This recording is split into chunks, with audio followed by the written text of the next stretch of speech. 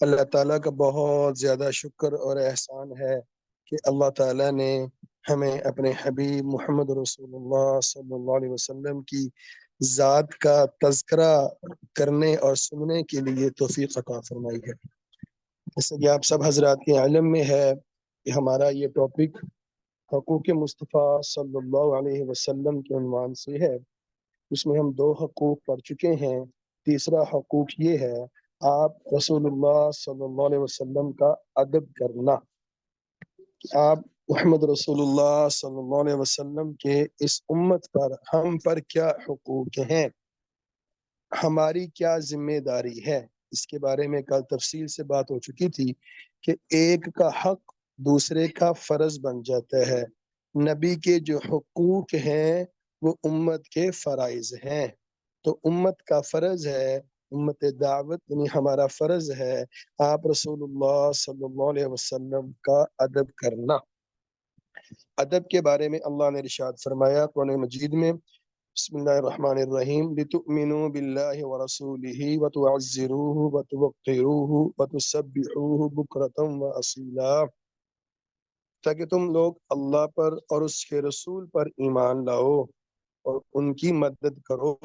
مدد کرنے سے مراد یہ ہے کہ ان کے دین کو پھیلاؤ، وَتُوَقِّرُوهُ اور ان کی تعظیم کرو، ان کی عزت کرو، ان کا ادب کرو، وَتُسَبِّحُوهُ بُكْرَةً وَأَصِيلًا اور صبح و شام اللہ کی تسبیح کرنے میں لگے رہو۔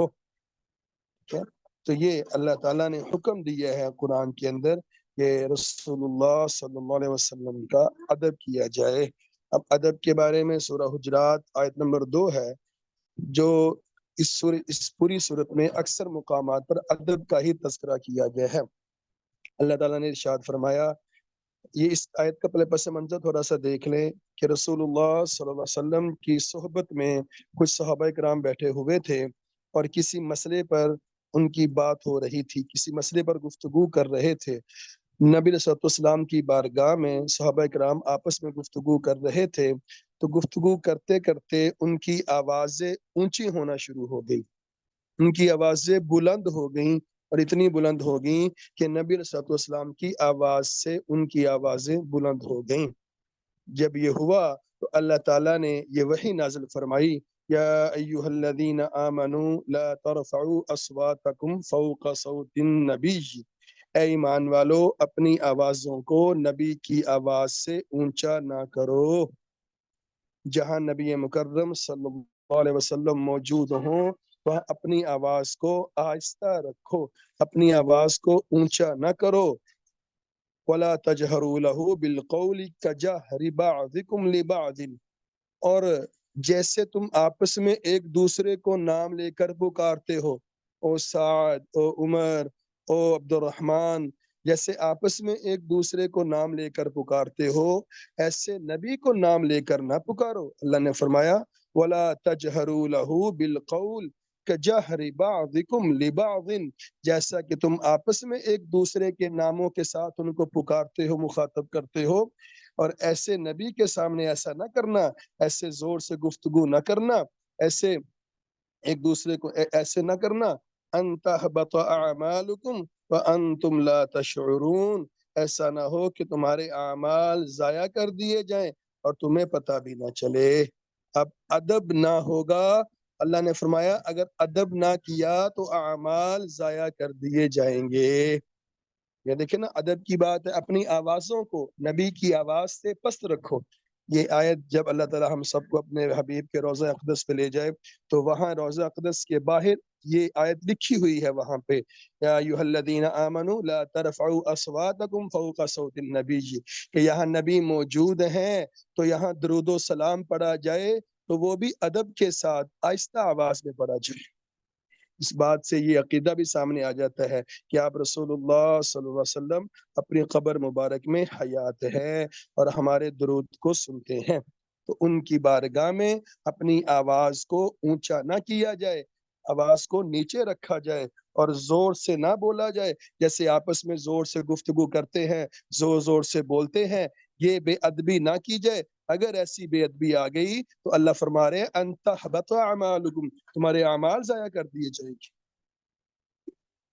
تو اس لیے اور اچھا جب یہ واقعہ ہوا تو اس میں صحابہ کرام ایک صحابی ہیں حضرت ثابت بن قیس رضی اللہ تعالیٰ عنہ، جب یہ آیت نازل ہوئی تو حضرت صحابی ہیں حضرت ثابت بن قیس رضی اللہ تعالیٰ عنہ، یہ وہ صحابی تھے ان کی آواز نیچرلی طور پہ اونچی تھی، یعنی یہ جب بولتے تھے تو ان کی آواز ویسے اونچی ہوتی تھی۔ اب یہ صحابی گھر جا کے بیٹھ گئے اور اللہ کے نبی کی بارگاہ میں تشریف نہ لایا کریں، اور انہیں یہ ڈر لگ گیا کہ میری آواز بہت اونچی ہے، میری آواز بہت اونچی ہے، اور نبی کی بارگاہ میں میری آواز اونچی ہو گئی تو میرے تو سارے اعمال ضائع ہو جائیں گے۔ یہ گھر بیٹھ گئے، جب اللہ کے نبی کو دیکھا، کچھ دن گزرے، ثابت حاضر نہیں ہو رہے، ثابت نہیں آ رہے، تو آپ نے حضرت سعد سے کہا سعد پتہ کرو ثابت کیوں نہیں آ رہے، کیا وہ بیمار ہیں؟ سعد نے کہا یا رسول اللہ میں پتہ کرتا ہوں، جا کے پوچھا تو حضرت ثابت نے کہا اے سعد کیا بتاؤں، جب سے آیت نازل ہوئی ہے مجھے ڈر لگ گیا ہے کہیں میری آواز نبی کی آواز سے اونچی ہو جائے تو میرے اعمال نہ ضائع کر دیے جائیں، اس لیے میں گھر میں چپ کر کے بیٹھ گیا ہوں۔ جب حضرت سعد نے نبی صلی اللہ علیہ وسلم سے آ کر عرض کی کہ یا رسول اللہ ثابت اس ڈر کی وجہ سے اپنے گھر میں بیٹھ گئے ہیں، تو آپ نے فرمایا انہیں کہو کہ تم تو جنتی ہو۔ ان کی آواز قدرتی طور پہ اونچی تھی، تو یہ صحابہ اتنا ادب کرتے تھے۔ اب پھر وہی بات آ گئی کہ ہمارا ادب کیسا ہونا چاہیے، جیسے صحابہ کرام ادب کرتے تھے، جیسے صحابہ کرام رسول اللہ صلی اللہ علیہ وسلم کا ادب کیا کرتے تھے، ویسے ہمارا ادب ہونا چاہیے۔ ہمارے لیے معیار صحابہ کے ذات ہی، ٹھیک ہے۔ اور کیسا ادب کرتے تھے؟ صحیح بخاری کی روایت ہے کہ جب رسول اللہ صلی اللہ علیہ وسلم وضو کرتے تو صحابہ کرام آپ کے پاس آ جاتے اور وضو کا پانی نیچے نہ گرنے دیتے، وہ وضو کا پانی اٹھا کر اپنے جسم پر مل لیا کرتے تھے۔ جب آپ علیہ السلام وضو فرما رہے ہوتے تو وضو کا پانی وہ نیچے گرنے نہ دیتے، اس کو اپنے جسم پر مل لیتے، اور کوئی صحابی اگر کسی کو نہ ملتا جسم پر ملنے کے لیے تو دوسرا صحابی جس صحابی نے جسم پر ملا ہوتا تھا اس کے جسم پر ہاتھ پھیر کر اپنے جسم پر مل لیا کرتا تھا۔ اتنا صحابہ اکرام نبی علیہ السلام کی ذات کا ادب کرتے تھے، ایسا ادب کیا کرتے تھے۔ ایسے ہی حضرت علی رضی اللہ تعالیٰ عنہ کا واقعہ ہے صلح حدیبیہ کے موقع پر کہ رسول اللہ صلی اللہ علیہ وسلم نے جب صلح ہوئی، جب وہ صلح لکھی جا رہی تھی تو وہ صلح کو حضرت علی رضی اللہ تعالی عنہ نے لکھا تھا، تو اس میں حضرت علی نے یہ لکھا کہ یہ صلح محمد رسول اللہ صلی اللہ علیہ وسلم یہ ان کی طرف سے لکھی جا رہی ہے۔ اب یہاں مشرکین نے یہ اعتراض کیا جی ہم تو آپ کو رسول اللہ کا رسول مانتے ہی نہیں ہیں، تو آپ نے یہ محمد رسول اللہ کیوں لکھا ہے؟ اگر ہم آپ کو اللہ کا رسول مانتے ہوتے تو ہم آپ پر ایمان نہ لے، ہم تو پھر مسلمان ہوتے، ہم تو آپ کو اللہ کا رسول مانتے ہی نہیں ہیں، تو اس لیے اس کو مٹا دیا جائے۔ حضرت علی رضی اللہ تعالی عنہ کو اللہ کے نبی نے حکم دیا ہے اے علی اس کو مٹا دو۔ حضرت علی نے فرمایا کہ یا رسول اللہ میرے میں یہ ہمت نہیں ہے کہ میں آپ کا نام مبارک یہاں سے مٹا دوں، میری ہمت نہیں بنتی، یہ ادب تھا، تو اللہ کے نبی نے پھر خود اپنا نام مبارک وہاں سے مٹا دیا۔ تو یہ آپ علیہ السلام کے نام کتنی تعظیم کر رہے تھے۔ ایسے ہی صحیح مسلم کا واقعہ ہے حضرت ابو ایوب انصاری رضی اللہ تعالیٰ عنہ جو اللہ کے نبی کے میزبان تھے، جب رسول اللہ صلی اللہ علیہ وسلم مکان میں منتقل ہوئے تو نچلے حصے پر حضرت رسول اللہ صلی اللہ علیہ وسلم تشریف فرما ہے، اور اوپر والی جگہ پہ اوپر والے پورشن پہ ابو ایوب انصاری رضی اللہ تعالیٰ عنہ ان کی رہائش تھی۔ پہلی رات ہوئی تو جب رات کا وقت ہوا تو ابو ایوب انصاری رضی اللہ تعالیٰ عنہ ان کو یہ گمان گزرا کہ اچھا اللہ کے نبی نیچے ہیں اور میں اوپر ہوں، تو کہیں میرے پاؤں وہاں نہ پہنچ جائیں جہاں نیچے اللہ کے نبی ہوں اور میں اوپر سو رہا ہوں۔ تو ابو ایوب انصاری رضی اللہ تعالی عنہ وہ بالکل ایک طرف کونے میں ہو گئے اور ساری رات ایک کونے میں کھڑے ہو کر گزار دی، سوئے نہیں کہ کہیں یہاں نیچے اللہ کے نبی نہ موجود، ایک کونے میں کھڑے ہو کر پوری رات گزار دی، پوری رات ایسے ہی گزار دی۔ صبح ہوئی تو آپ علیہ السلام کی بارگاہ میں پیش ہوئے کہ یا رسول اللہ آپ اوپر تشریف لے آئیں اور میں نیچے آ جاتا ہوں، تو آپ نے فرمایا ابو ایوب ہم نیچے ٹھیک ہیں، کہا یا رسول اللہ پھر مجھ سے اوپر نہیں رہا جائے گا، مجھ سے یہ نہیں ہوگا کہ آپ نیچے ہوں اور میں آپ سے اوپر رہوں، یہ مجھ سے نہیں ہو سکتا۔ یہ ادب تھا صحابہ کرام کا، تو آپ علیہ السلام نے فرمایا ٹھیک ہے. پھر آپ علیہ السلام اوپر شفٹ ہو گئے اور ابو ایوب انصاری رضی اللہ تعالیٰ عنہ نیچے شفٹ ہو گئے تھے. وہ بابرکت چیزیں جن کی نسبت رسول اللہ صلی اللہ علیہ وسلم کی طرف ہو گئی ان کا بھی ادب کرتے تھے. کیسے؟ حضرت ابو محذورہ رضی اللہ تعالیٰ عنہ ایک صحابی گزرے ہیں. اب وہ جب بیٹھتے تھے، اب اسد السلام کی دنیا سے پردہ فرما جانے کے بعد ان کے بال اتنے لمبے ہو گئے تھے کہ ان کے بال نیچے زمین پر لگتے تھے، اتنے لمبے ان کے بال ہو گئے تھے. تو کسی نے پوچھا جی آپ اپنے بال کیوں نہیں کٹواتے، اپنے بال کیوں نہیں کٹواتے آپ؟ کیا خوبصورت جواب دیا حضرت ابو محذورہ رضی اللہ تعالیٰ عنہ نے. کہنے لگے کہ ایک دفعہ ہمارے آقا مولا رسول اللہ صلی اللہ علیہ وسلم نے میرے سر پر ہاتھ پھیرا تھا، میرے سر پر ہاتھ پھیرا تھا. اب وہ جو بال آپ علیہ السلام کے ہاتھ مبارک کے نیچے آ گئے تھے تو میرا دل نہیں کرتا کہ میں ان بالوں کو کٹوا دوں، یہ بال ویسے کے ویسے ہی بڑھ رہے ہیں. یہ تھا صحابہ کرام کا ادب. یہ یعنی اللہ کے نبی کا ہاتھ لگا ہے اور وہ ان بالوں کو نہیں کٹوا رہے ہیں. یہ صحابہ کرام کا ادب تھا. ایسے ہی حضرت خالد بن ولید رضی اللہ تعالیٰ عنہ کے پاس ایک ٹوپی ہوتی تھی، جنگی ٹوپی. تو وہ ایک جنگ کے دوران وہ ٹوپی گر گئی اور جب آئے تو دیکھا وہ ٹوپی نہیں ہے، ٹوپی گر گئی ہے. صحابہ کو ساتھ لیا، چند صحابہ کو، اور ٹوپی لینے کے لیے چل پڑے. اب بعض صحابہ نے کہا جی وہ ایک ٹوپی ہے، جنگی ٹوپی ہے، آپ کو اور مل جائے گی. لیکن صحابہ کو لے کر گئے، دوبارہ کارزار میں گئے، میدان جنگ میں گئے اور وہاں لڑائی کی اور کچھ صحابہ شہید بھی ہوئے، لیکن وہ ٹوپی لے کر واپس آ گئے. اب صحابہ نے کہا کہ اے خالد بن ولید، اے سیف اللہ، جن کا لقب سیف اللہ تھا، کہ آپ نے ایک ٹوپی کے لیے صحابہ کرام کو شہید کروا دیا، ٹوپی تو اور بھی مل جاتی. حضرت خالد کہنے لگے بالکل مجھے معلوم ہے، لیکن تمہیں نہیں پتا کہ اس ٹوپی کے اندر رسول اللہ صلی اللہ علیہ وسلم کے موئے مبارک، آپ کے بال مبارک اس ٹوپی کے اندر رکھے ہوئے ہیں. آپ علیہ السلام کے 2 یا 3 بال ہیں، وہ اس ٹوپی کے اندر موجود ہیں اور میں اس کو پہنے رکھتا ہوں. تو میں نے ٹوپی کی حفاظت نہیں کی، میں نے آپ علیہ السلام کے بال مبارک کی حفاظت کی ہے.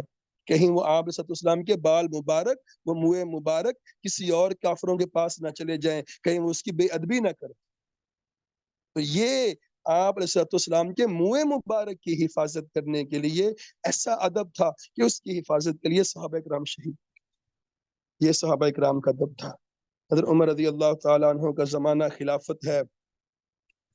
کچھ صحابہ تشریف لائے، کچھ لوگ تھے جو باہر سے آئے مسجد نبوی کے اندر. اب وہ مسجد نبوی کے اندر، اب چونکہ آپ علیہ السلام کی روضہ مبارک بھی پاس ہی تھا مسجد نبوی کے اندر، وہی پہ معاشر رضی اللہ تعالیٰ عنہ کے حجرے میں تھا. تو وہ صحابہ، کچھ لوگ تھے وہ آپس میں گفتگو کر رہے تھے. تو گفتگو کرتے کرتے ان کی آوازیں اونچی ہو گئیں، ان کی آوازیں بلند ہو گئیں. حضرت عمر رضی اللہ تعالی عنہ نے ان کو بلایا، کہا بھی تم کہاں سے ہو؟ پوچھا تو پتہ لگا وہ یہاں کے نہیں ہیں، کہیں باہر سے آئے ہیں. حضرت عمر نے فرمایا اگر تم یہاں کے ہوتے تو میں تمہیں سزا دیتا. تمہیں نہیں پتا کہ یہاں پاس نبی علیہ السلام کے روضہ مبارک ہے، آپ کی قبر مبارک ہے، اور تم یہاں اپنی آوازوں کو اتنا اونچا کر رہے ہو، تم مسجد میں اپنی آوازوں کو اتنا بلند کر رہے ہو. آہستہ آواز سے گفتگو کرو. اگر تم یہاں کے ہوتے تو میں تمہیں اونچی آواز کرنے کی وجہ سے تمہیں سخت سزا دیتا.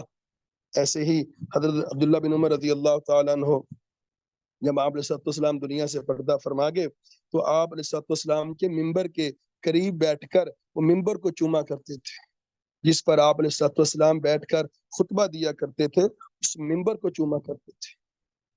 یہ اس چیز کی بھی وہ ادب، صحابہ کرام اس چیز کا بھی ادب کرتے تھے جس کی نسبت نبی علیہ السلام کی طرف ہوگی. آج ہمیں بھی چاہیے، ہم بعض جگہوں پہ دیکھتے ہیں کہ جناب وہ کہیں پہ کچھ تبرکات پڑے ہوتے ہیں اور وہ لکھا ہوتا ہے کہ منسوب یعنی ان کی نسبت ہے، جیسے ہمارے لاہور میں بادشاہ مسجد میں کچھ تبرکات پڑے ہوئے ہیں، تو بعض حضرات کہتے ہیں لو جی یہ کون سے اللہ کے نبی کی حقیقت میں ہے، لیکن علماء فرماتے ہیں جب نسبت ہو گئی اور وہاں منسوب لکھا ہوتا ہے، جب نسبت ہو گئی اب ان چیزوں کا احترام اور ادب کرنا ہمارے لیے ضروری ہے، اب ان کا ادب کیا جائے، اب ان چیزوں کا جن کی نسبت رسول اللہ صلی اللہ علیہ وسلم کی طرف ہو گئی ان کا ادب کیا جائے۔ یہیں پہ ایک واقعہ یاد آ گیا، آپ علیہ السلام کا جو خاندان ہے، جو اہل بیت ہے، یہ واقعہ انشاءاللہ آگے جا کر بھی آئے گا، لیکن یہاں بھی عرض کر دیتا ہوں کہ آپ کے جو گھر والے ہیں، جو آپ کی اہل بیت ہیں، جو آپ کی اولاد ہیں، جو قریشی خاندان ہے، حضرت فاطمہ رضی اللہ تعالی عنہا کی نسل میں سے ہیں، ان کا ادب کرنا بھی ہمارے لیے ضروری ہے، ہم ان اہل بیت کا بھی ادب کریں نسبت سے کہ رسول اللہ صلی اللہ علیہ وسلم کے خاندان میں سے ہیں۔ واقعہ یوں ہوا کہ ایک دفعہ ایک سید زادی اما جان جو رسول اللہ صلی اللہ علیہ وسلم کے اہل بیت میں سے تھیں، آپ علیہ السلام کے خاندان میں سے تھیں، اب وہ ایک مسلمانوں کے خلیفہ کے پاس گئیں اور ان سے کہا کہ اے مسلمانوں کے خلیفہ میرے پاس کھانے کو کچھ نہیں ہے، میں بہت زیادہ غریب ہوں، میری کچھ مدد کی جائے۔ تو مسلمانوں کے خلیفہ جو تھے انہوں نے وہ اہل بیت جو سید زادی تھیں ان سے کہا کیا تمہارے پاس کچھ سند ہے کہ تم اہل بیت میں سے ہو؟ تمہارے پاس کچھ سند ہے؟ وہ سند تو دکھاؤ۔ وہ کہنے لگی کہ میرے پاس تو سند نہیں ہے، مجھے بھوک لگی ہے، میرے پاس کھانے کو کچھ نہیں ہے، میرے بچے بھی ایسے بھوکے ہیں، میری مدد کر دیں، میرے پاس سند تو نہیں ہے۔ تو وہ کہنے لگے کہ جائیں یہاں بہت سے ایسے لوگ آتے ہیں جو اپنے آپ کو سید زادہ کہتے ہیں اور ایسے ہی وہ آ کے تقاضا کرتے رہتے ہیں، جاؤ پہلے سند لے کر آؤ۔ اب وہ جو سید زادی اماں جان تھیں وہ وہاں سے چلی گئیں اور پھر انہوں نے کسی سے پوچھا کہ اس علاقے میں اور کون کوئی ایسے شخص ہیں جو بہت بڑے تاجر ہوں، تو کسی نے کہا کہ ان کو خبر دی کہ ایک یہودی ہے اور بہت بڑا تاجر ہے، تو اماں جان اس کے پاس گئیں اور جا کر اس سے کہا کہ میں اہل بیت میں سے ہوں، میں مسلمانوں کے نبی محمد رسول اللہ صلی اللہ علیہ وسلم کے خاندان میں سے ہوں۔ پوچھا بیٹی کیا بات ہے؟ کہا میں بہت بھوکی ہوں، میرے پاس کھانے کو کچھ نہیں ہے، میرے بچے بھی بھوکے ہیں، تو میری کچھ مدد کی جائے۔ تو انہوں نے کہا اماں جان آپ اندر تشریف لے آئیں، اپنے گھر لے گئے، اپنی بیوی سے کہا کہ ان کی ہر ممکن مدد کرو، ان کی مدد کرو ہر طرح سے۔ اب اسی دوران رات کا وقت تھا، سو گئے۔ اب وہ جو مسلمانوں کے خلیفہ تھے اب ان کو خواب آیا، خواب میں دیکھتے ہیں کہ ایک بڑا خوبصورت محل ہے، جنت کا دروازہ ہے اور وہ خوبصورت محل بنا ہوا ہے۔ اب یہ اندر جانے لگے تو آگے نبی صلی اللہ علیہ وسلم کھڑے ہوئے ہیں۔ اب انہوں نے اندر جانے لگے تو آپ علیہ السلام نے ان کو وہاں پہ روک لیا، کدھر آ رہے ہو؟ کہا یا رسول اللہ جنت میں آ رہا ہوں، میں مسلمان ہوں، میں اس لیے جنت میں آ رہا ہوں، محل میرے لیے ہے۔ فرمایا آپ علیہ السلام نے فرمایا اپنے ایمان کی سند لے کر آؤ، کہاں ہے تمہارے ایمان کی سند؟ اب وہ خاموش ہو گیا، اچانک اس کی آنکھ کھلی تو اس نے سوچا یہ میں نے کیا کر دیا، میرے پاس تو ایک اہل بیت آئی تھی اور ان سے میں نے سند مانگی تھی، تو یہ میرے ساتھ کیا ہو گیا؟ اب جب آنکھ کھلی تو ہوش آیا اور وہاں سے بھاگا، ویسے ننگے پاؤں بھاگا، باہر آیا، لوگوں سے پوچھا، وہ ایک اماں جان تھی، ایک وہ سید زادی تھی، وہ کہاں پہ ہے؟ پوچھتے آخر کار اس یہودی کے گھر پہنچ گیا اور جا کر دروازے پہ دستک دی۔ 2-3 پر دستک دینے کے بعد وہ یہودی باہر آیا، کہا کیا بات ہے؟ اس یہودی سے کہا اس مسلمانوں کے خلیفہ نے کہ تمہارے پاس میری ایک مہمان ٹھہرا ہوا ہے، وہ مجھے دے دو۔ اس یہودی نے کہا نہیں جی وہ مہمان آپ کو نہیں دیا جا سکتا۔ وہ کہنے لگے وہ مہمان آپ کو نہیں، کہا نہیں وہ میرا مہمان ہے، کہا نہیں وہ میرا مہمان ہے۔ اب مسلمانوں کے خلیفہ کہنے لگے بھئی مجھ سے جتنے چاہے پیسے لے لو، مجھ سے جتنی چاہے دولت لے لو، لیکن وہ میرے مہمان ہیں، ان کو مجھے دے دو۔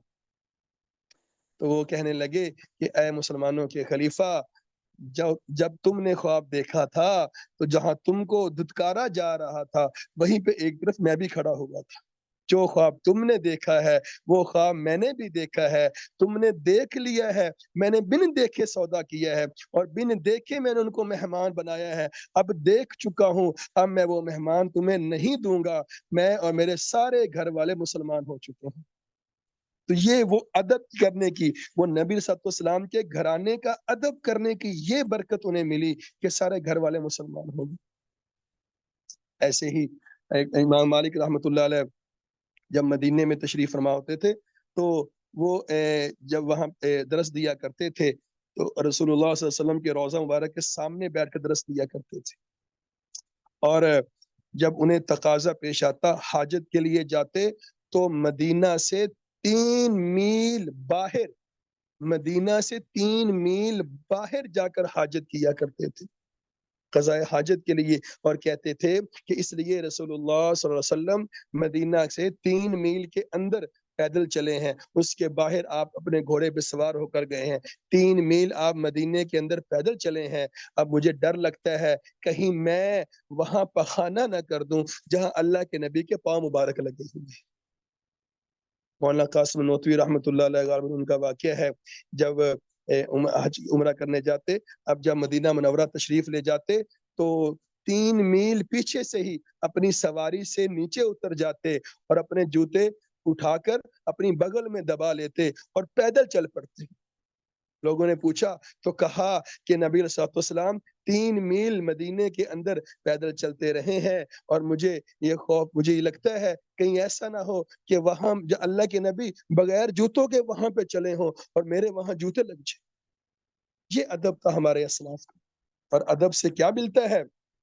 علماء کرام فرماتے ہیں، امام قطبی رحمہ اللہ فرماتے ہیں کہ وہ جو ایک ایک بحث ایک ہوا تھا، مقابلہ ہوا تھا موسیٰ علیہ السلام کے ساتھ، جادوگروں کا مقابلہ ہوا تھا۔ اب جب فرعون نے دیکھا موسیٰ علیہ السلام نے اپنے معجزات دکھائے تو فرعون نے کہا یہ تو کھلم کھلا جادو ہے، تم تو جادوگر ہو، میں لے کر آؤں گا، میں صبح جادوگروں کو بلاتا ہوں، تم بھی آ جانا، پھر دیکھتے ہیں۔ اب جب وہ جادوگر آئے تو ان جادوگر جب آگے موسیٰ علیہ السلام بھی وہاں پہ تشریف لے آئے تو موسیٰ علیہ السلام نے ان سے کہا کہ جی تم اپنا جادو پیش کرو۔ انہوں نے کہا نہیں جی، آپ پہلے آپ اپنا جادو پیش کریں، پہلے آپ اپنا پیش کریں۔ تو انہوں نے ادب کیا، موسیٰ علیہ السلام کے ساتھ ادب کے ساتھ پیش آئے۔ پھر موسیٰ علیہ السلام نے کہا نہیں تم اپنا پہلے جادو سامنے لاؤ۔ انہوں نے اپنی رسیاں پھینکی تو وہ سانپ بن گئی۔ موسیٰ علیہ السلام نے اپنا وہ اژدہا پھینکا، اپنی لاٹھی پھینکی تو وہ اژدہا بن گئی اور وہ سب کو نگل گئی۔ تو وہ جادوگروں نے موسیٰ علیہ السلام کا ادب کیا۔ امام قرطبی فرماتے ہیں وہ ادب کی نسبت سے ہی اللہ نے ان کو ایمان کی دولت عطا فرما دی۔ تو ہمیں بھی چاہیے رسول اللہ صلی اللہ علیہ وسلم کی طرف جس چیز کی بھی نسبت ہو اس کا ادب کیا جائے، اور خاص طور پہ اب ہم لوگ دیکھتے ہیں جی اس کی نسبت اللہ کے نبی کی تو یہ ہے، ہم دیکھیں ہمارے پاس رسول اللہ صلی اللہ علیہ وسلم کی الفاظ مبارک ہمارے پاس موجود ہیں، احادیث کی شکل میں آپ علیہ السلام کا طریقہ ہمارے پاس موجود ہے، نماز کی شکل میں آپ علیہ السلام کے اعمال ہمارے سامنے ہیں، عبادات کی شکل میں آپ کے پیارے الفاظ، آپ کی پیاری پیاری باتیں ہمارے پاس احادیث کی شکل میں موجود ہیں، ان کا ادب کیا جائے۔ صحابہ کرام ہمارے اسلاف جو تھے، صحابہ کرام اور بعد والے جو اسلاف ہمارے تھے، بزرگ تھے، وہ احادیث کا بہت زیادہ ادب کرتے تھے۔ کیوں کہ یہ رسول اللہ صلی اللہ علیہ وسلم کے الفاظ مبارک ہیں، یہ آپ علیہ السلام کی باتیں ہیں جو آپ علیہ السلام صحابہ سے کیا کرتے تھے۔ اس لیے ہمیں بھی چاہیے ہر اس چیز کا ادب کریں جس کی نسبت رسول اللہ صلی اللہ علیہ وسلم کی طرف ہو جائے۔ چوتھا حق آپ علیہ السلام کا ہم پر، امت پر کیا چوتھا حق ہے جو ہماری ذمہ داری ہے کہ آپ علیہ السلام کی عظمت کا دل کے اندر ہو۔ آپ علیہ السلام سب سے بلند نبی ہیں، بڑے عظیم نبی ہیں۔ اللہ نے فرمایا وَإِنَّكَ لَعَلَىٰ خُلُقٍ عَظِيمٍ، آپ سب سے بلند اخلاق والے ہیں، آپ کے اخلاق سب سے بہترین ہیں، سب سے عظیم اخلاق والے ہیں۔ اس لیے آپ کی عظمت دل کے اندر ہو، آپ کی بڑائی دل کے اندر ہونی چاہیے۔ اور آپ کی عظمت اور بڑائی دل کے اندر کیوں ہونی چاہیے؟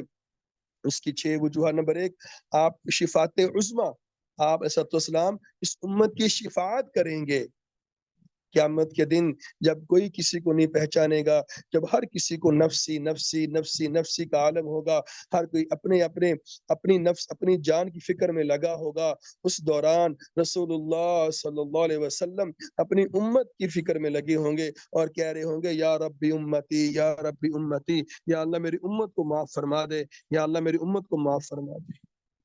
آپ شفاعت کریں گے اللہ کی بارگاہ میں، اس لیے آپ علیہ السلام کی عظمت دل کے اندر ہونی چاہیے کہ آپ کی وجہ سے ہی تو ہم بخشے جائیں گے۔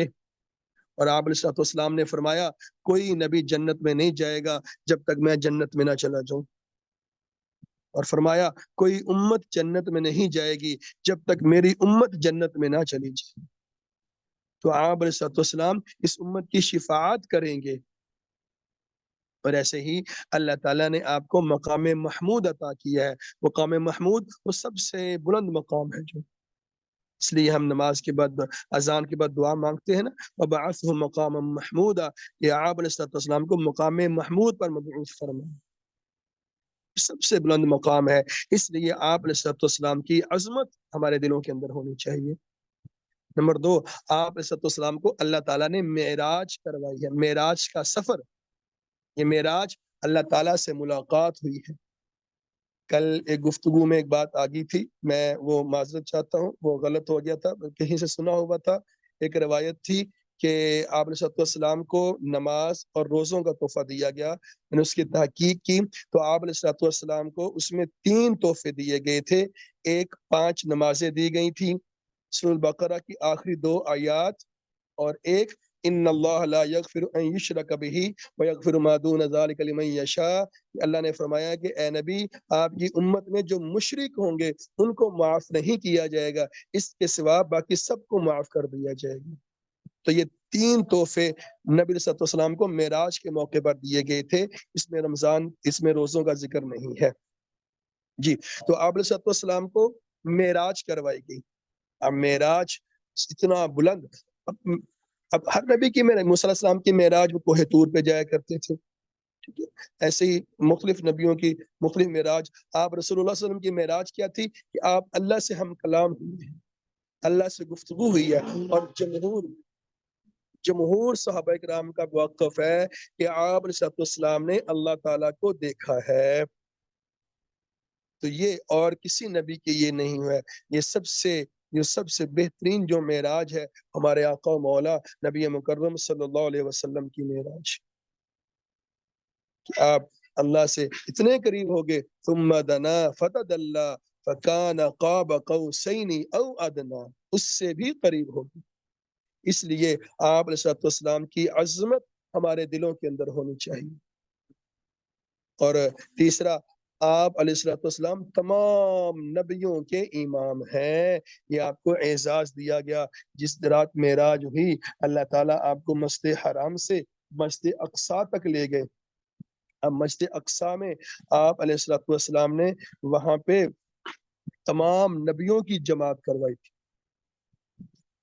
اور آپ سب کے امام بنے تھے، تو آپ کو امام الانبیاء کا اعزاز ملا ہے۔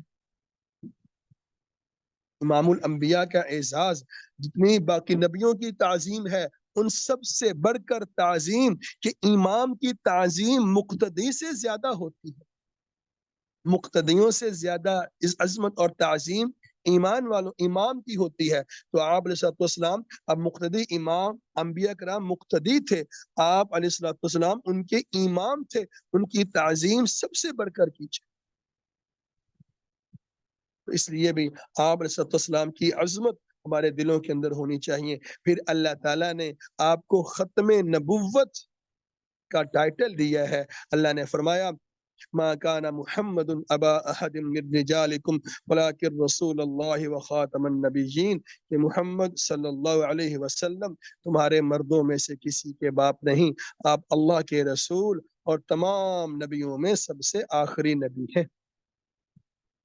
آپ کو خاتم النبیین کہا گیا، اور یہ ختم نبوت کے بارے میں اللہ تعالیٰ نے قرآن مجید میں تقریباً 100 آیات نازل فرمائی، تقریباً 100 آیات اللہ تعالیٰ نے ختم نبوت کے اوپر اور آپ رسول اللہ صلی اللہ علیہ وسلم نے تقریباً 210 احادیث مبارکہ ارشاد فرمائی۔ آپ نے فرمایا انا خاتم النبیین لا نبی بعدی، میں آخری نبی ہوں، میرے بعد کوئی نبی نہیں ہوں۔